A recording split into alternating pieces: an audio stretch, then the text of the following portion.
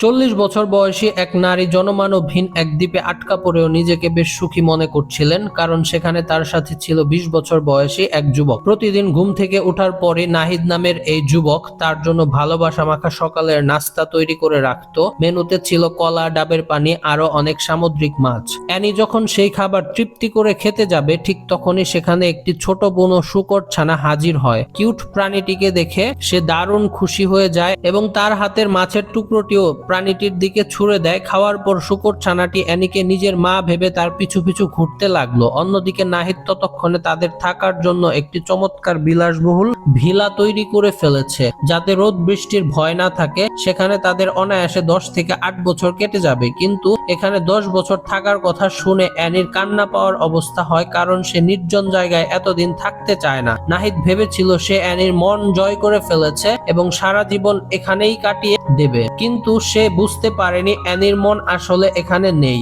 ভবিষ্যৎ নিয়ে অ্যানিকে হতাশ দেখে নাহিদ একটি বুনো ফুল ছিঁড়ে তার চুলে গুজে দিল। ফুলটি পাওয়ার পর অ্যানির মনে কিছুটা আশার সঞ্চার হলো। সে ভাবলো ছেলেটি বেশ তরুণ ও হ্যান্ডসাম, আর নিজের বয়স তো 40 পার হয়েছে, তার সাথে থাকলে খুব একটা লস নেই। এরপর থেকে দ্বীপে তাদের দিনগুলো বেশ সুখেই কাটতে লাগলো। নাহিদ প্রতিদিন সমুদ্রে মাছ ধরতে যেত, আর অ্যানি বাড়িতে বসে জীবন উপভোগ করত, কোনো কাজ না করে শুধু খাওয়া আর ঘুমানোর মাধ্যমে। শুরুতে নাহিদ ভেবেছিল সে একটা রত্ন খুঁজে পেয়েছে, কিন্তু কয়েক মাস পরে এই অলস নারীকে আর সহ্য করতে পারছিল না নাহিদ যখন হাড় ভাঙা খাটুনি দিয়ে মাছ ধরতো, অ্যানি তখন শূকর ছানা নিয়ে খেলায় মত্ত থাকতো। অ্যানিও তখন নিজের ভুল বুঝতে পেরে নিজে নিজে কিছু করার চেষ্টা করলো, কিন্তু কাজের কাজ তো কিছুই হলো না। সে হাঁটাহাঁটি করতে গিয়ে উল্টো আছাড় খেয়ে পড়ে গেল এবং শেষ পর্যন্ত নাহিদ অ্যানির জন্য একটি উপযুক্ত কাজ খুঁজে পেল, আর সেটি হলো গাছের আঁশ দিয়ে কাপড় তৈরি করা। অ্যানি এবার নাহিদকে হতাশ করলো না, সে দ্রুতই বুনন বিদ্যায় পারদর্শী হয়ে উঠলো, এমনকি নিজের জন্য একটি সুন্দর সাদা রঙের পোশাকও তৈরি করলো,